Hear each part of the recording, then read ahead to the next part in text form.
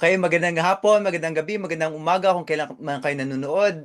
This is Proyekto Pilipino. Ako po si Leloy Claudio. Ako po ang magtitimon ngayon dahil wala po si Father. Unfortunately, nagkasakit si Father Kaluwag. Pero not to worry, kasama natin ang one of the best hosts in civics programming in the Philippines, si Ginoong Carlo Santiago. Nice to see you again, Carlo. Salamat sa pagbobola, Leloy. Glad to be here. Alam niyo na ba, alam mo naman ng audience namin na kami ni Carlo, of course, we're history nerds and geeks. So, may mga episode na gusto lang namin ni Carlo mag-geek out Very on excited. Philippine history.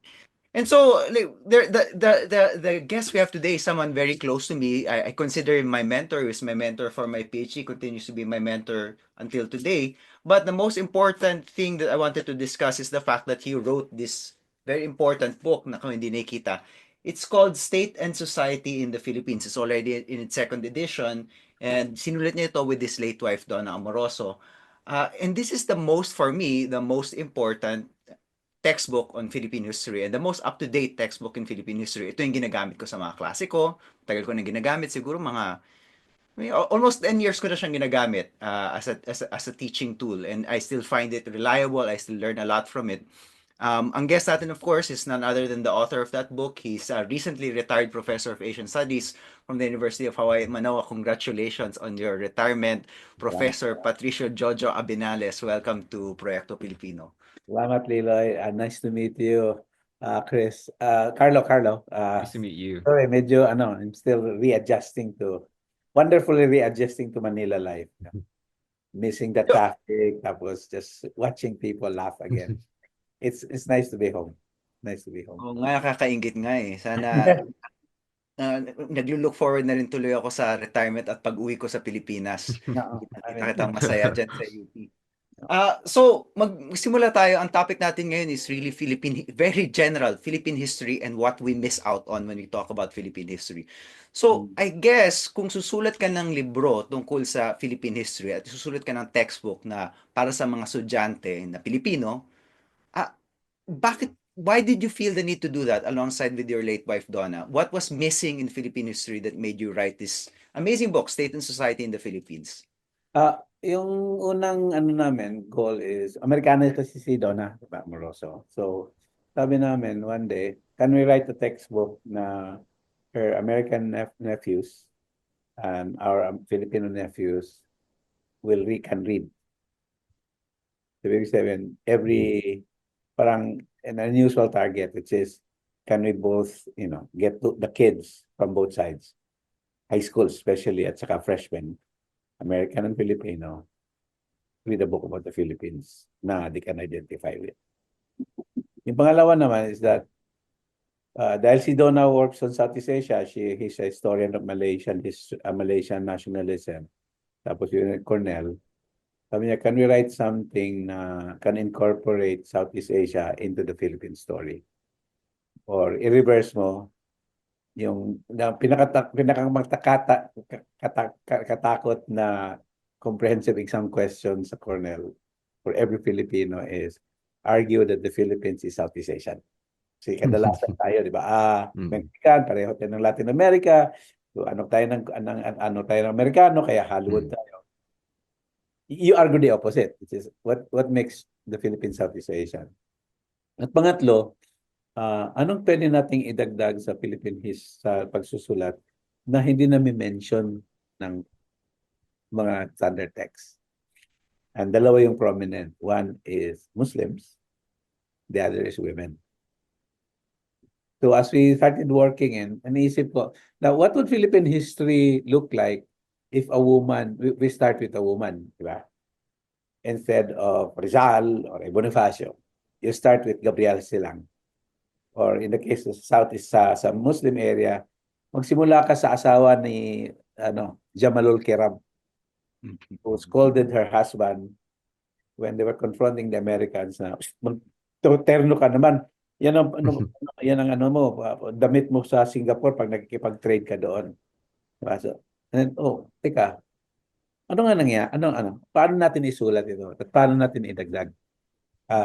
So bale, parang yung book na yan, parang we thought of it as parang general, thinking out loud hindi yun ang definitive textbook, pero ito, dapat pag-isipan natin to, di ba? Bakit tayo Southeast Asian? Ganito, sanang kababaihan sa istorya natin. What if, if you introduce Muslims into national history, what happens? Ang nangyayari, mas naging complicated. Di ba? Kasi yung ang isang tinatanong ko palagi sa isang session is anong mukha ng kasaysayan, Philippine cat history, kung nakatayo ka sa Tawi-Tawi at lumilingon ka north. If you're a woman. Paano maisip yan? And nagiging komplikado kasi the more I go abroad, I was in Tawi-Tawi last November, the more lumilibot ako ng Pilipinas, nakaka-fascinating na mga storya ng mga ordinary people. Halimbawa, in Cotabato, kung tanungin mo yung mga educated my generation kung saan sila nag-aral, sabi nila Afghanistan, Libya, Pakistan. Ha? Hindi UP? No, Pakistan, Libya. Kung kausapin mo naman yung yung isang fascinating thing that I really want to confirm further is pag tinrack mo yung pirated DVD market from Thailand down to Indonesia to Malaysia, Singapore, they're all run by Muslim women up to Baguio. And then so that's one. The other one is like the Chinese, di ba? We are ang surprise ng karamihan is that malakas yung anti-Chinese riots sa Indonesia, Malaysia, and malakas din yung anti-Chinese sentiment sa Thailand. If you go out of Manila, or even in Manila, the Chinese are basically Pinoy, di ba? Kaibigan kong inchik si ganyan, di ba? Para bang, kaibigan kong inchik si Mr. Go, si Henry Go, kaibigan ko rin, Bisaya si ganun. Para bang yung category nila is part ng kasaysayan natin. Yeah, like parang we treat Chinese the way we treat Tagalog or Tagalog, Bisayan, Ilocano. So like Ilocano. I'm Ilocano and I'm Filipino. I'm Tagalog and I'm Filipino. I'm Oo, Chinese and I'm Filipino. oo. Yung ganyan. Oh.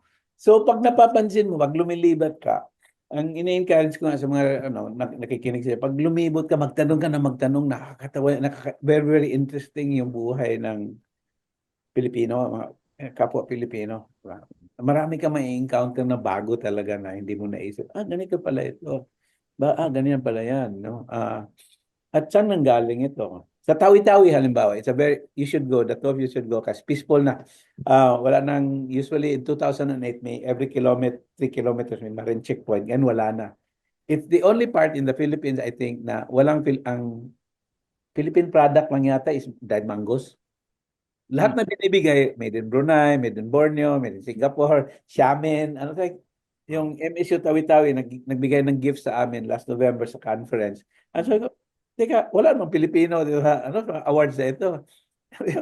We have something from Brunei. Like, Brunei? So it's one of the... Actually, Joe, di ba? Pero we look at it now, but it seems strange. Pero actually, ganun naman talaga ang Tawi-Tawi ever Talaga, di since. ba? Bago dumating yung mga Kastila, ang trading partners nila at ang trading partners ng Muslim Mindanao, Sultanate of Ternate, Sultanate of Brunei, ganyan. Ito naman yung trading world. So, bumabalik lang itong mga bagong pattern na to. So, what's all this? Tapos, ewan ko, hindi pa kayo pinanganak ng 70s, no? Pag bumibili ka ng smuggled cigarette, punta ka sa ilalim ng Quiapo, di ba? Nandun yung and they're all Tausug. Tapos, kagatapos ko ng isang paper on Sulu smuggling, and realize, teka, sa usual textbooks natin, merong Muslim-Christian conflict, di ba? Pero kung tingnan naman yung pattern ng smuggling sa atin, ang best partners ng mga Tausug, mga Buholano, saka Bisaya, Cebuanos. Yun yung partner at saka mga Chinese. So, teka, kung magkaaway itong dalawa, bakit? So, nakikita ko to sa mga reports na, teka, so, ma-rethink mo lang, teka, mas komplikado, mas actually rich yung kasaysayan natin than written by men. Alam mo, Carlo, when Jojo talks about the way he's curious and yung paths that let him go down this road. It reminds me a little bit kung paano ka natuto ng Philippine history kasi ikaw hindi rin Mm. disiplinado yung pag-aral mo ng Philippine history. You let Mm. your curiosity lead you to where it was gonna take you kasi hindi ka sa Pilipinas nag-aral eh. So Oo. hindi fix yung curriculum mo and na-discover mo kung ano yung Oo. kiliti mo early on. And I think you have that same kind of whimsy when you study, Carlo. Tama ba ako or binobola lang ba kita ulit? That's a good point, Lele, kasi while Prof. Jojo was talking, na, naisip ko a lot, and I'm sure ang dami mong estudyante, Prof. Jojo, na they go into history um, kasi meron silang hinahanap. Oo.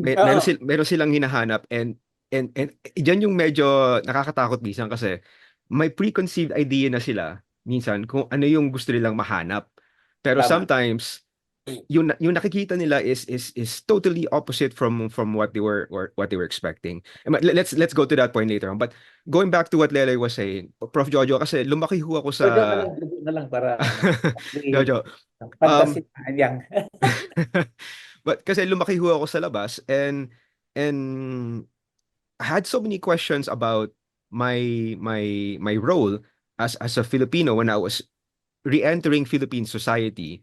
And ang dami kong hindi maintindihan kung bakit tayo ganito, kung bakit ay nga, but bakit why do we keep doing the same things over and over again, and what is my role in this? And hindi ho masagot ng politika, ng political theories, hindi masagot ng economics, hindi so nagpunta ako sa history, and the greatest thing about my journey into history, Jojo, was hindi one way, kasi habang nagbabasa ako, it gave me time to reflect.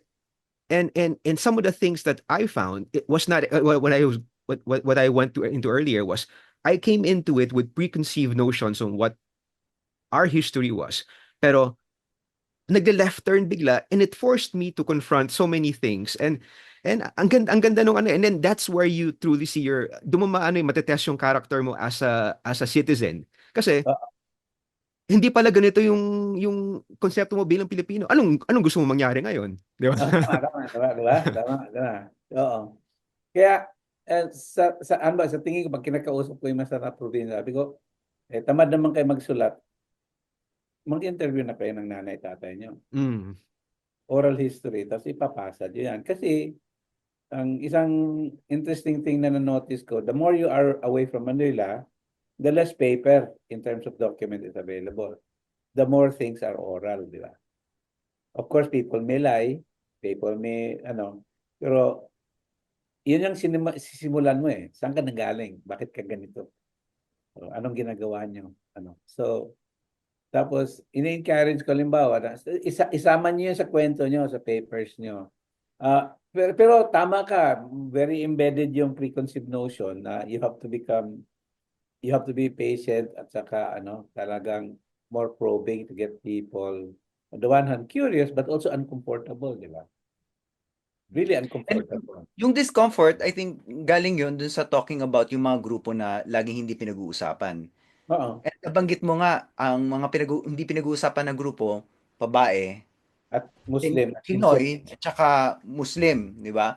But these three groups, and sama na natin doon, mag-a-add ako ng pang-apat, yung upland tribes, non-Christianized tribes, Oo, mga oo. Igorot, halimbawa, ganyan.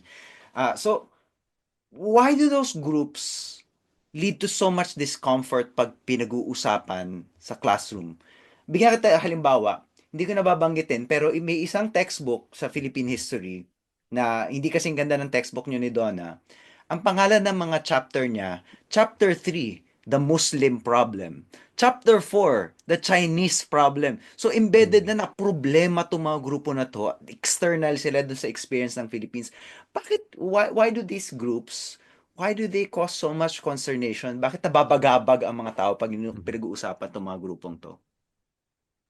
Kasi yung sumusulat ng Philippine history so far, lowlanders, lalaki, di ba? Name me a woman historian with the same stature as Agoncillo, Saide, Constantino, and de la Costa. Wala, di ba? Pero hindi natin sakit ito. Sakit ito ng overall colonial Southeast Asia. Yung first book on early modern Southeast Asia, written from a woman's perspective, mas by yung colleague ko sa Hawaii, si Barbara Andaya, which was published only in 2014. Mm. So ibig sabihin, we should not feel guilty na hindi natin nagawa ito, pero it also shows na marami din tayong gagawin, di ba? Ang isang nag-complain halimbawa na walang absent yung Philippine history, women sa Philippine history, is si Professor Florendo sa UP Baguio, pero nag-retire na. Ang ginawa lang niya, nag-complain lang siya. And one of the earliest writings on women in the late 19th century, si Malu Kamagay, di ba? Pero ang pinag-aralan niya, Professor Kamagay. di ba? So, ang isang factor talaga yon, Linawin Lola. ko lang, si Professor Kamagay hindi galing 19th century, pero ang nagsusulat siya tungkol sa 19th Sobra. century. Malu, sorry. Get on Bisaya eh. I'm still relearning speaking Tagalog. So fascinating ito kasi maraming sabit pero maraming possibilities, di ba? Ang isang pangalawang problema din natin is sa universities natin, Ateneo, UP, LaSalle, yung Department of Languages, ang itinuturo are French, German, etc., di ba? There are no courses on Maguindanao, Ilocano, Bisaya, Ilonggo, di ba? Samal, Badjao, the Samals have like 4 or 5 languages, di ba? Walang regional interest. Therefore, O walang para sa Chinese walang Hokkien. walang Mandarin, di ba? So, May Mandarin pero Hokkien walang wala Hokkien, kasi di ba? Chinese Walang Filipino. Hokkien. So, ibig sabihin, hindi mo maintindihan yung may-ari ng, Osamis City Candle Factory kasi Hokkien siya, hindi siya nag-aaral ng Mandarin. So, ang nangyayari, hindi mo ma-access itong mga areas na ito where everything is oral, di ba? Pero kung pagpapakinggan mo, fascinating. Nagturo ako ng Zoom sa UP Baguio. Pag nakinig ka sa mga graduate students na taga Baguio, yung isara mo yung mata mo, it is interesting, Carlo. They sound like they're from the American Midwest. Why? Brent School, the American missionary. Okay. But this is 1900. I taught them last semester. But said, saan gaga? Ohio? So these kind of things are absent, partly because our historians don't study language, but also because everything associated with the US was bad. And so therefore, you have to look for, dapat hanapin mo yung what's bad about the US. Di ba? Without really understanding the US, di ba? So these kinds of are, I'm siguro nagbabol na ako, pero isang factor talaga ito na anong isulat mo, what's available sa documentos. Second,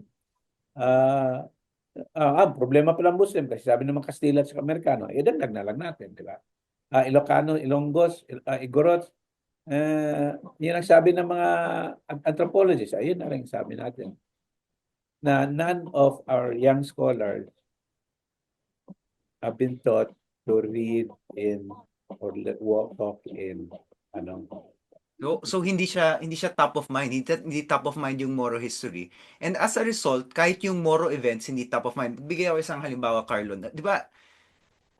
Nang napakalaking issue para sa mga Moro is yung yung issue ng exit ba yung Sulu from the Bangsamoro Autonomous Region, 'di ba? Yung Sulex. Napakalaking bagay nun. Imagine mo yung Sulu aalis ng Bangsamoro, an integral part of Bangsamoro, hindi sasali sa Bangsamoro. Naku, sa mga newspaper natin, you would expect dapat headline news yan. Nasa opinion section lang siya. Diba? Somebody was talking about it in the opinion. So because the people who are writing our news, when they were doing their history, hindi importante sa kanila yung kasaysayan ng Mindanao. Pag nagsusulat ng balita, hindi din top of mind yung kasaysayan ng Mindanao. Kahit yung Sulu exit ay very groundbreaking news. And for me, dapat front page headline news, diba? Isang halimbawa lang yan. But Lelo, that's the challenge, isn't it? Na if you find it lacking, you don't wait for someone to write it for you, diba? Because I find that the greatest works of history that I've encountered stems from a personal query. Kagaya yung ginawa ni Jojo sa Canidona na they wrote Nagsulat ng textbook. nagsulat ng textbook kasi they wanted it they wanted their nephews to read about it. And naalala ko tuloy, same thing then, one of my favorite books on Philippine history, yung kay O.D. Corpus, Yeah. Roots of Filipino History.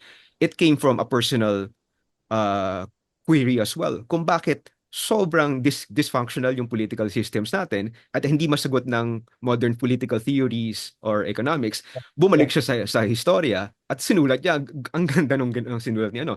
So at the same time, di ba, Leloy, if Mm. nga yung problema ngayon eh. So we see that it's a problem. Hindi nakukwento yan, and napaka-importante ikwento yan. Maybe it's you should see it as a challenge na if you want your story to be heard, write it yourself. Mm. Mm. Actually, naisip ko rin yung isa ko pang halimbawa na yan from this generation, si Professor Cesar Mahul, di ba? Yes, Na yes. naniniwala talaga, well, Mhm. medyo sentimental si Professor Mahul, naniniwala siya that Muslim Mindanao is really part of the Philippines. Siyempre may mga Moro nationalists na hindi naniniwala Muslim Mindanao is part of the Philippines. Pero Professor Mahul really believed na it was part of the Philippines. So yung kwento ng kanyang magnum opus, yung Muslims in the Philippines, Philippines. pinapakita niya, for example, how non-Muslim Filipinos gravitated towards the banner of the Great Maguindanao Sultan Kudarat, di ba? Na kung kailangan ng refuge from the Spaniards, Muslim ka man o hindi, pwede mong puntahan si Kudarat, and he became a kind of proto-national national figure. I didn't know that story. Pero I could tell that it from Professor Mahul's perspective, napaka-passionate niya to make Yeah. that argument. And I don't know if you agree with Professor Mahul, Jojo, but I'm sure you agree na yung sentiment comes from a really pure place that he really wanted to argue for a sense of belonging for the Moro people in the Philippines. No, tama naman. Si Mahol, Agoncillo, that generation of scholars, ba de la Costa, they were really, genuinely fascinated with how do you integrate, di ba? Hmm. And unfortunately, of all of them, Yeah. si Mahol lang nag-realize na, teka, ba't wala yung Muslim dito? Mhm. At the second biggest island, that's a community that only got integrated in 1901. And Hmm. kung gusto mo mag-resort, kaya nung naglumipat na si Mahol sa Berkeley, naging separatist siya, di ba? Okay. Second book niya, Contemporary Muslim. Sa Berkeley, nagiging supporter na siya ng MNLF. And that's when he realized talaga na, teka, my efforts to try to integrate Muslims into the national story Mhm. failed because Marcos sent 80% of the military to destroy this rebellion. And I was trying to understand this rebellion. So, kita mo yung evolution din ni Mahol, di Yeah. ba? Pero ngayon, nakakalimutan na natin si Mahol. Wala si Mahol sa standard textbook natin. Secondary literature lang sa syllabi on Philippine history. Oh, by the way, the Muslim, Mahol. But no. If you think about it,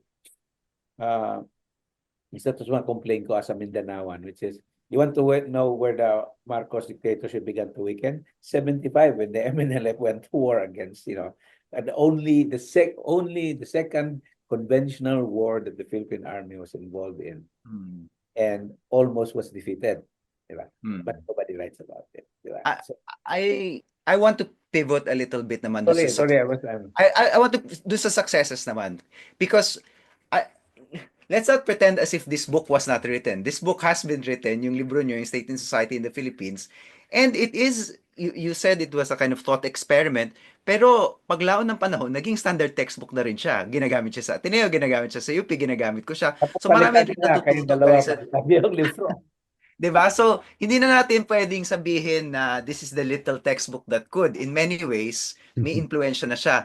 And yung tinatawag nating more regional history of the Philippines, medyo nakakapasok na siya dun sa mainstream. Yeah. Yung pinaka paborito kong halimbawa nito ay yung paggawad ng National Artist Award kay Professor Risil Mojares, Yes. the great Cebuano historian na rin-recognize sa Manila. Importante yun, hindi dahil lang ginawaran natin ang isang Cebuano who is an advocate of Cebuano literature and Cebuano history.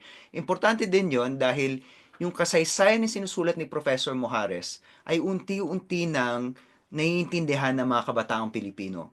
So I think, for example, 40 years ago, konti lang ang may kilala sa isang Ilocanong ilustrado na nagngangalan Don Belong or Isabelo de los Reyes.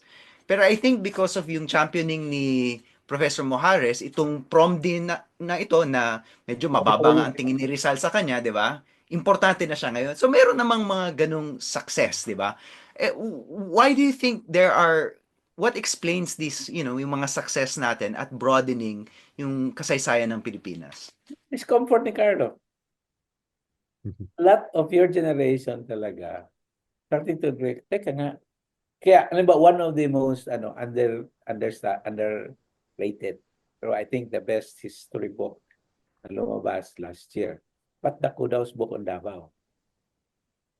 Nabasa niyo yan? Patricia Dacu daw, Patricia Dacu sa Abaca ang pangalan ng libro is Abaca Frontier from Ateneo de Manila University Press. So, Pat Available po ito Dacudaw on from Shopee. Davao. Itong mga libro na binabanggit namin, by the way, sa audience, available po ito through the Ateneo Press Bookshop on Shopee. State and Society in the Philippines, Abaca Frontier, Brains of the Nation by Professor Rizal Mojares. Hindi nyo na po kailangan lumabas ng bahay para bilhin to. Sorry, Jojo.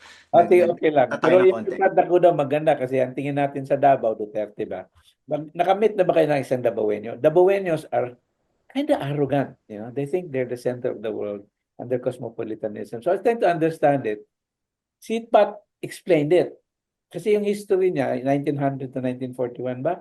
Ina-understand niya Davao, not so much as a borderland, pero as part of the great western frontier that the Americans imagined. Isa na yun. So maraming Amerikano nagpupunta sa Davao. On the other hand, this is Davao was not connected to Manila at all, connected to Japan, tuna and hemp, di ba? So, isa sa mga magandang, I mean, you guys are uncomfortable. But actually makes you really uncomfortable doubly because it's not only the Muslims that were not connected to Manila, it's also the Davaoenos. Because yung kanilang political economy is tied to Japan, and in cultural perspective nila is in the eyes of the Americans at least, ito yung last part of the Great American Western Frontier. And the question dyan is, can somebody who grew up in, say, Quezon City write about it? Or can somebody from Davao who went to Ateneo and then Australia instead of America is the kind of person who can write about it? So I can strongly encourage kayo pag nag-recommend ko, that book is really, really amazing. Kasi, and the one hand also, it's also a book that says Abinales book on Mindanao sucks. Well, yeah, that's the great thing about this guy here. Sasabihin ko lang, pwedeng banatan si Jojo basta intellectual walang pikunan. Babanata ka rin niya, pero Tanda na, pero di ba? pero walang pikunan. Carlo, Lalo, what Right. ikaw, I wanted to ask you, 'di ba? Parang I nabanggit ni Jojo what he thinks is missing and I have ideas. What do you think is missing? Yeah, Carlo. To be honest, kanina kasi minention mo lalo yung broadening of history, no? And to be honest, if you think of one topic you have in mind, more likely than not, a scholar has already written about it in the Philippines. And I keep telling that to people who ask me, but hindi pa this part of our history hasn't been written about. And then I said, actually, you should check out this book. But then there's where the problem lies. No, in it's limited to the academic realm. And ito yung nakikita ko ng difference, Jojo, with let's say Western appreciation of history and our appreciation of history na ang dami nating magaling na scholars pero we tend to have a problem uh when it comes to popularizing it, how to broaden it. And I guess this is a challenge for you, Leloy, kasi even like some of the books that are good books, yung kay Rizal Mojares, yung Brains of the Nation, when you look at it, It's it really 600 pages, Carlo. it's really an academic book, no? And I would 600 Oh yeah, pages. medyo mahirap i-digest. Kuwari, isipin mo, magko-commute ka galing trabaho, galing sa eskwela. Pagdating mo sa bahay, magbabasa ka pa ba ng ng ng 600 pages of an academic work. So medyo mahirap i-digest. And dito ito Jojo, lalo ano yung mga frustrations nyo? Kasi I'm sure this is something you tackle. How do you expand your work as a scholar? What would you like to see? Ileloy mo na. Actually, well, sa akin, Carlo, importante yung textbook. Ah, hindi hindi sa pagbubuhat ng bangko, pero kami ni yung isang textbook ni Jojo, ang co-author niya si Donna. Yung Mm. pangalawa niyang textbook, ang co-author niya ako.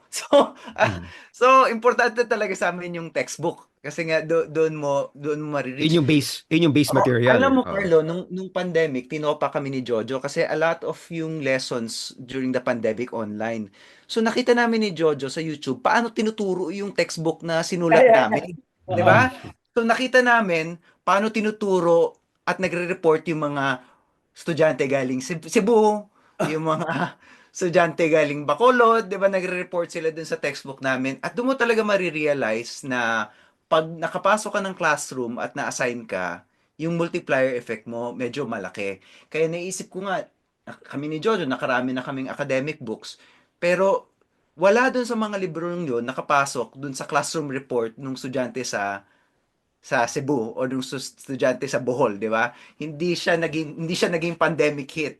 And actually that Mm. was one of the most satisfying experiences of my academic life. Yeah, yung ano, after pupunta ka sa YouTube, o nga, yung Contemporary Philippines na sinulat namin ni Liloy, may mga taga Mindanao, Bisaya na ini-explain sa YouTube yung chapter.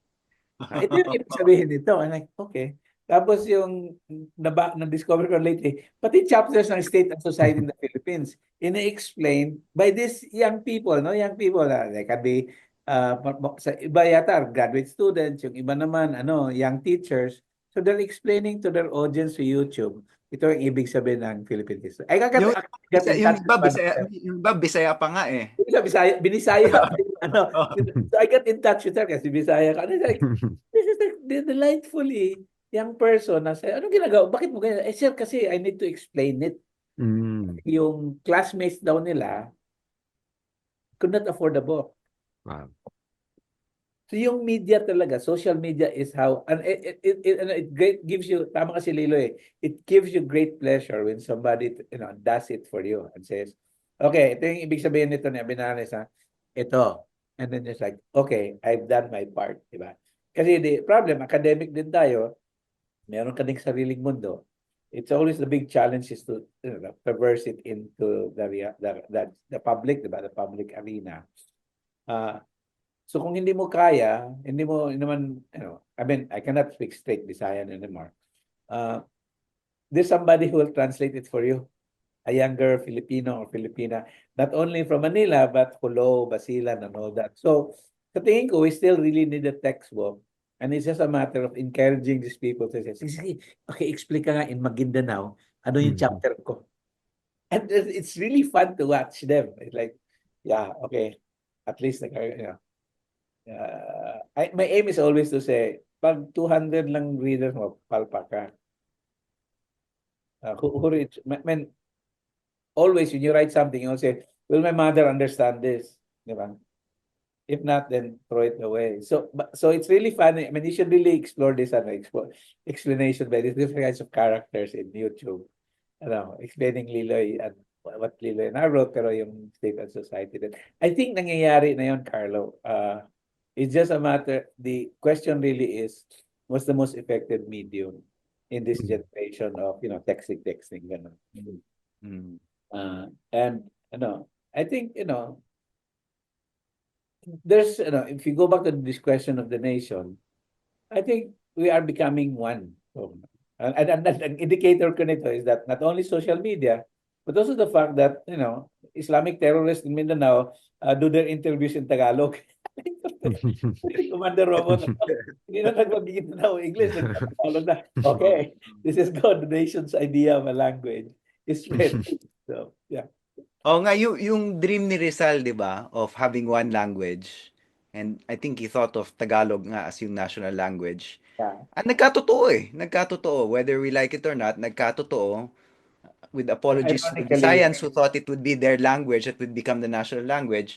Ang problema lang, hindi si Rizal ang dahilan kung bakit ito ang naging national language. Siguro itong station na to, well, wala kami sa itong station that runs our program, ABS-CBN, siguro yan talaga ang dahilan kung bakit merong national language. English. At hindi ako sumisip-sip sa mga nagbo-broadcast nitong show na to. I think it's an empirical fact. like when I was growing up, yung TV is via Cebu, di ba? Ngayon mga pamangkin ko, pagising, magandang gabi bayan na. Oh shit, Tagalog na to. Mhm. Yeah. The other thing, ironically, is war.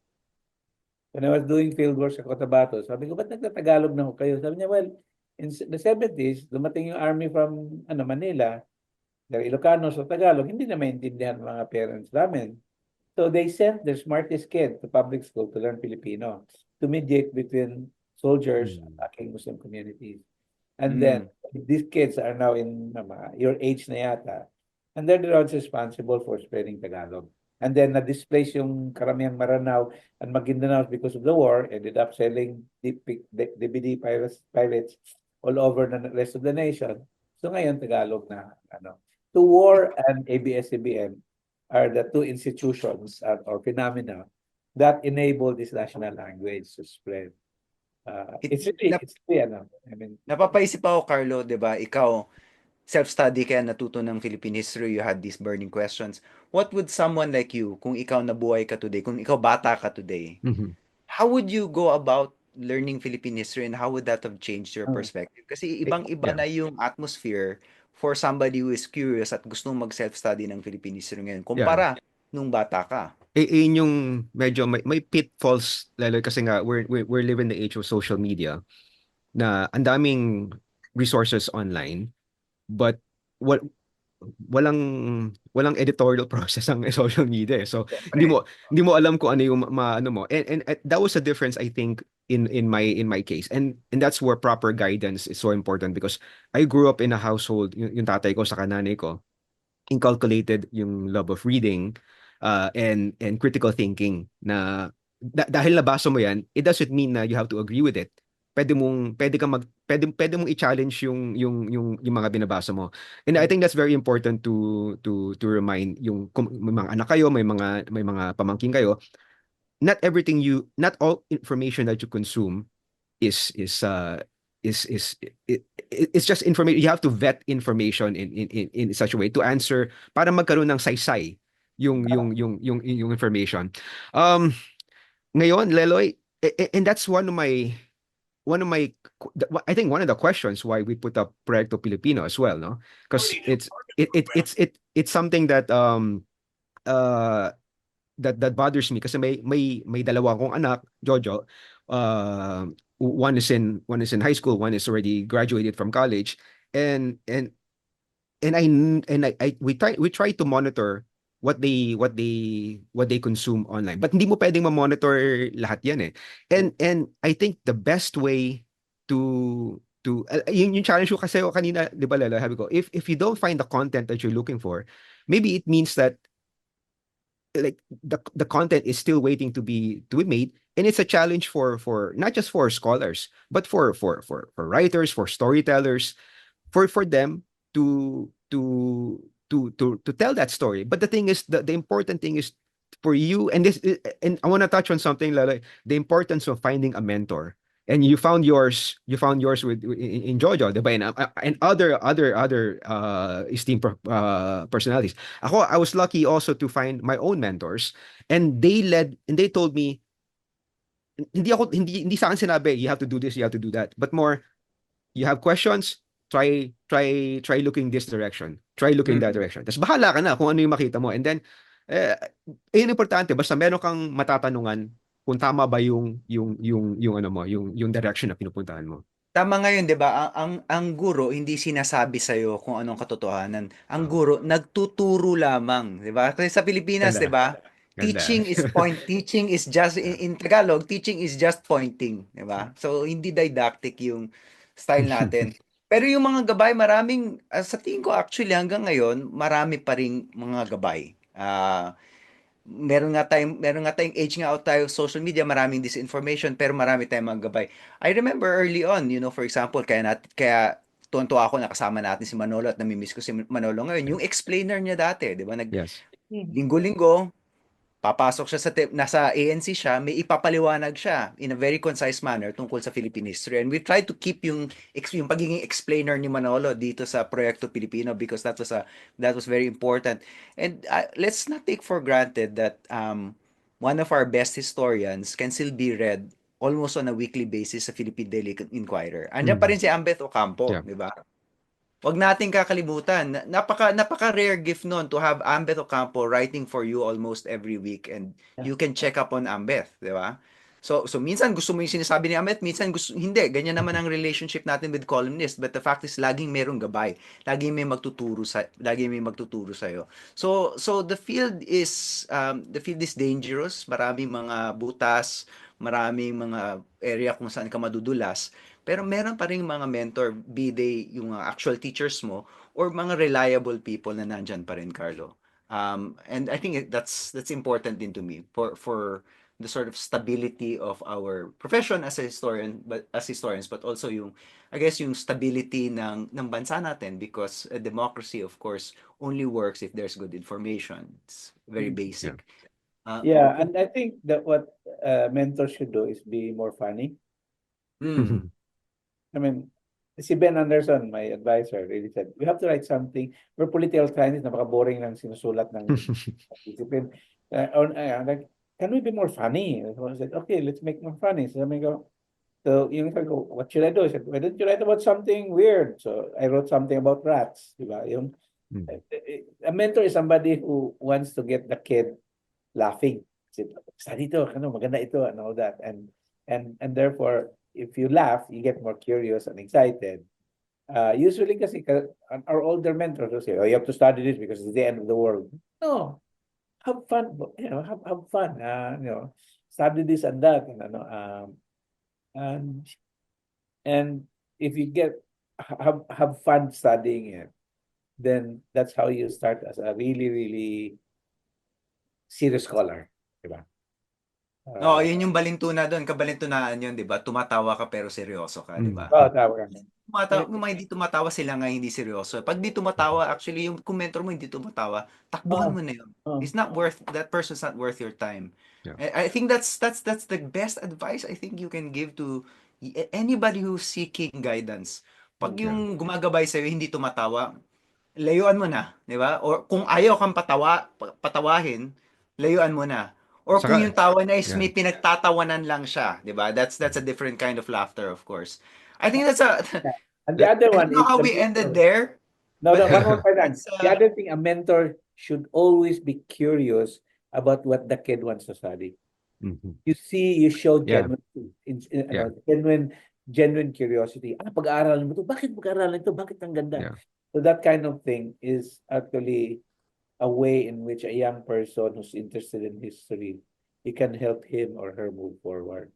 Saka, ang ganda nun, Jo, kasi okay, dapat, Carlo, let's use this as your close. We have to sure, close. sure. Actually, that comment, let's begin with that closing statement, because marami tayong tinahak na landas dito sa pag-uusap natin. Yeah. Nagsimula tayo dun sa mga pagkukulang sa kasaysayan, and ngayon babalik tayo dun sa issue ng pagturo, paggabay, which is actually the most important thing. So, sa akin, Lalo, yung ganda nung where it ended up, no? Kasi, tama yung sinabi mo, you can't take yourself too seriously. And with that, what I mean is, you can't say that this is more important than that.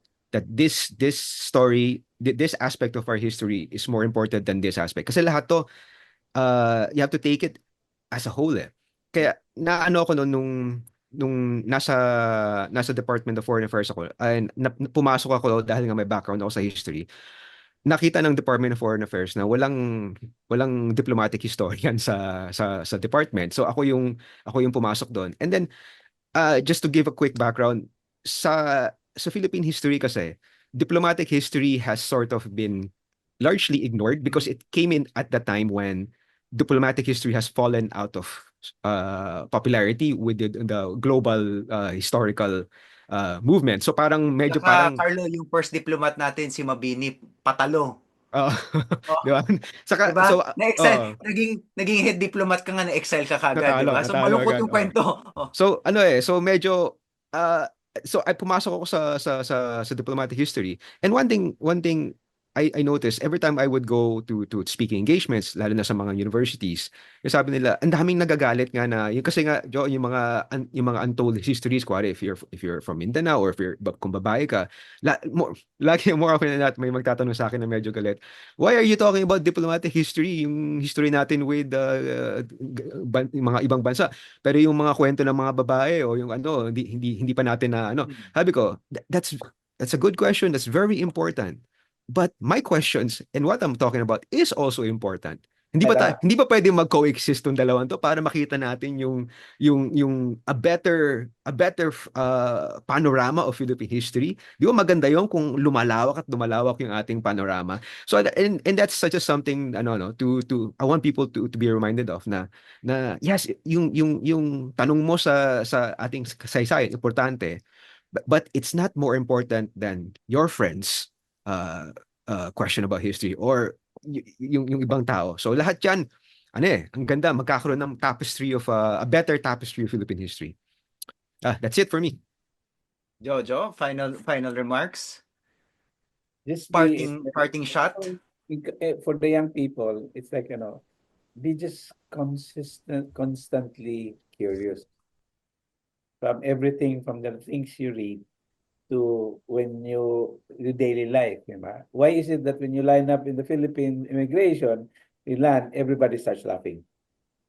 That's sort of minor thing na hindi mo napapansin. Na we take for granted. But then you realize, teka, this is, yung tapestry ng Philippine history is so fascinating na we should, tama si, Carlo, why are we not there? Well, we're not there, but, that topic is not yet discussed, but it doesn't mean that you can't discuss it. But the purity is that we have to be always constantly curious wherever it takes us. Some people will not like what we conclude. Like for me, I say, well, I'm in the national part of the Philippines. But may conversation.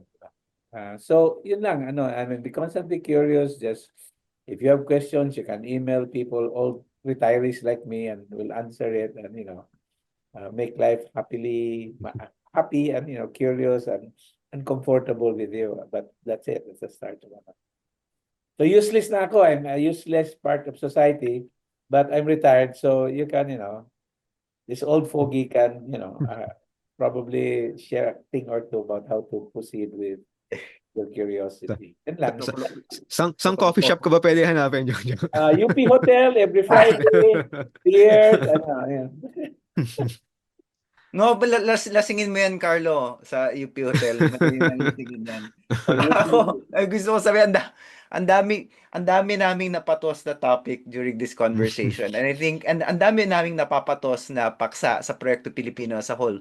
I think it just goes to show na ang dami pang pwedeng gawin. Naalala ko si Ambeth Ocampo, lagi niya yung sinasabi, tinatanong siya lagi, why do you still encourage Filipino students to study Rizal? Hindi ba nasabi na lahat tungkol kay Rizal? Ikaw mismo, Ambeth, ilang libro na nasulat mo kay Rizal? Sabi ni Ambeth, kung tignan mo si Rizal lang. Kahit ang dami na nasulat tungkol sa kanya, libo-libo pang mga pages about Rizal have yet to be written, and a lot of those pages are going to be good. Now, if you can say that about one person in Philippine history, A what more 31-year-old about... at that, ha? Ha? A 31-year-old at that. Oo. Languages, Oh. even a global person at the age of 30. What do people do at 30 these days? Diba? Diba? And so if Ambeth can say that about one person in Philippine history, that there are thousands more of pages to be written about him, what more about the rest of Philippine history, diba? Rizal That's lang. of you, especially kasi you're in your 30s lang. Diba? 40 na po. Okay. Pero, so technically hindi na kabataan. Pero, ayun, the challenge is there, and sama-sama tayo dito because this is a story we're all telling together. And it's a wonderful story. And there's so much more to be discovered. As usual, sa ngalan po ni Father Tito Caluwag at ni Manolo Quezon, na-miss namin sila pareho. Today, this has been Proyekto Pilipino. Maraming salamat po kay Professor Jojo Abenales. And salamat sa ating Taylor, and nice to meet you, Carlo. Nice to meet you too. Yeah.